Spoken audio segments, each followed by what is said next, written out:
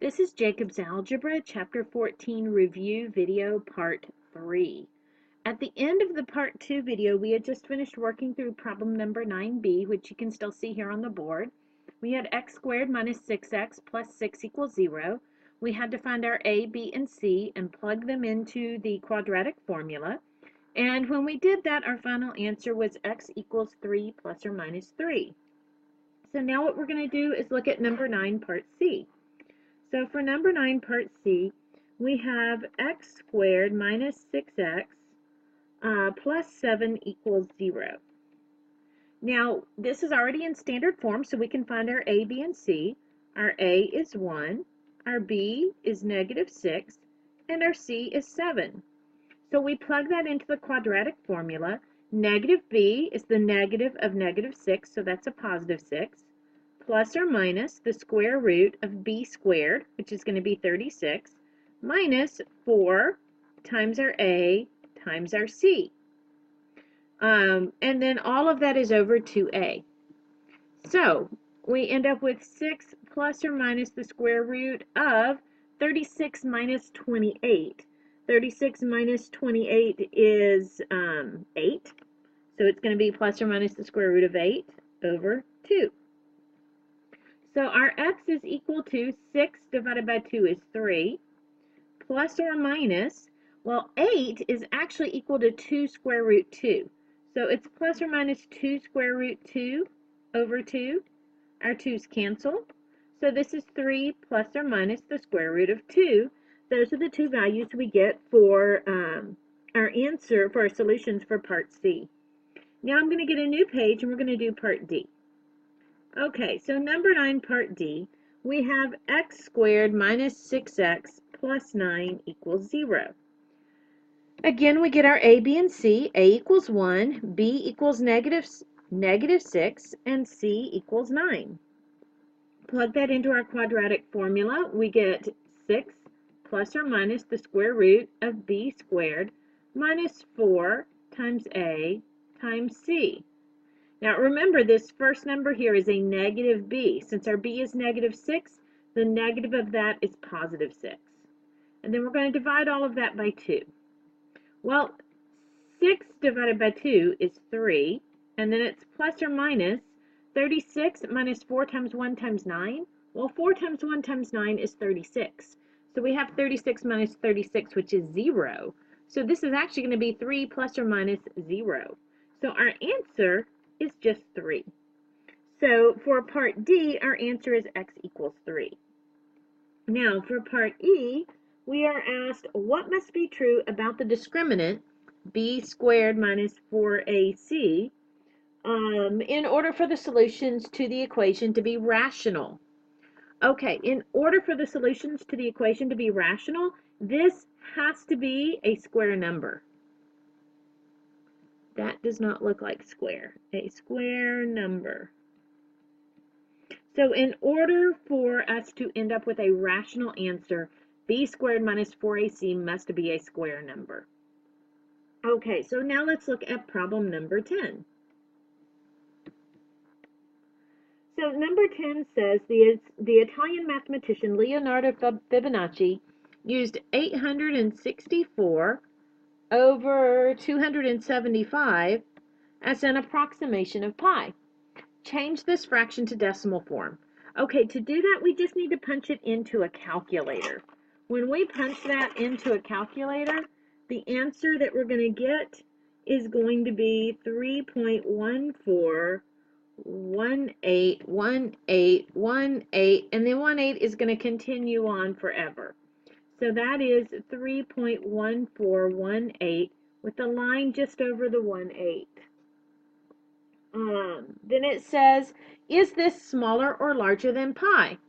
So that was part A. Part B asked if it's smaller or larger than pi. Well, pi is 3.14159.265, and then it keeps going without any pattern.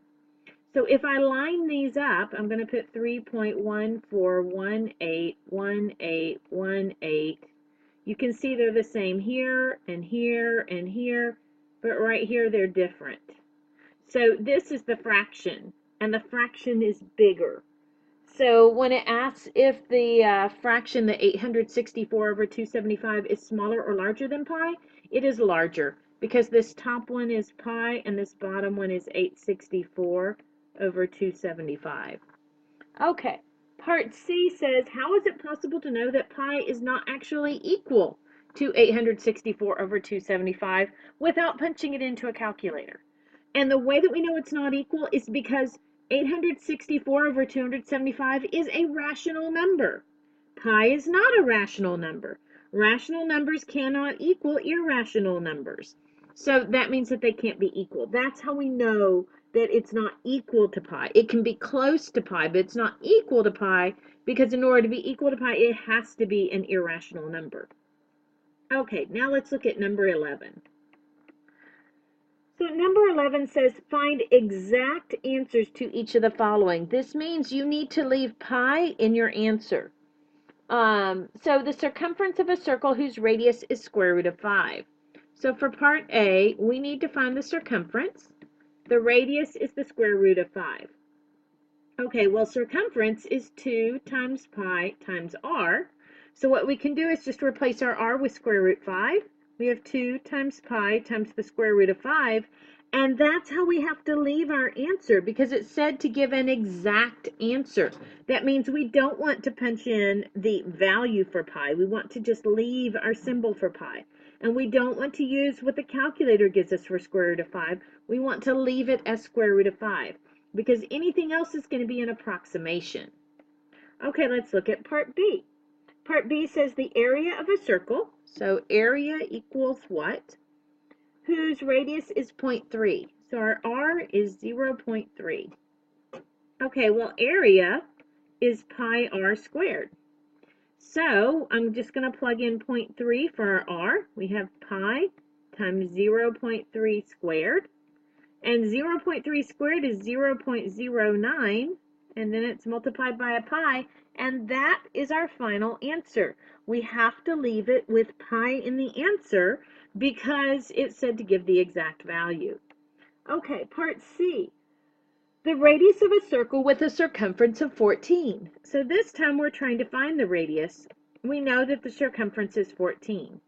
Well, we know that circumference is 2 pi r. So since we know that the circumference is 14, we can say that 14 is 2 pi r. We need to solve for the r, so we're going to divide both sides by 2 pi. And we end up with r is equal to 7 over pi. We leave it in this form because this is an exact answer. Okay, now let's do another problem. Let's look at part D. For 11D, it says, find the radius of a circle. So we are looking for the radius, whose area is 200 pi. So the area is 200 pi. And we know the area is pi r squared. We want to solve for the r. So the first thing we're going to do is divide both sides by pi. And you can see our pi's cancel on both sides when we do that. And we end up with 200 is equal to r squared. And now to get the r by itself, we need to take the square root of both sides. The square root of 200 is going to be, well, it's the square root of 200, and we'll simplify that in a minute. And that's going to equal our r. Now, normally I would say that you have to get plus or minus, but your radius can't be negative. Your radius has to be an actual number that you can measure, so it's going to be only positive. Now, 200, square root of 200 can be simplified because 200 can be written as 100 times 2. And 100, the square root of 100 is 10, so we can say 10 square root 2 is equal to r. So that's going to be the radius of our circle. And again, number 11 in set 2 is just like number 11 in set 1. So now let's look at number 12 in set 2. Number 12 says the diameter of the larger circle in the figure is twice the diameter of the smaller circle. So let me get the circles. Come on, here we go. Here's one circle, and then we're going to do a smaller. Okay, that's like much too small, smaller circle. Let me grab this and put it about where it goes. There we go. Okay, so now we have a smaller circle inside of a larger circle, as the picture shows. And it says, find the green area if the radius of the smaller circle is 5. Okay, so the green area is all of this area out here. So we want the part of the big circle that isn't covered by the small circle.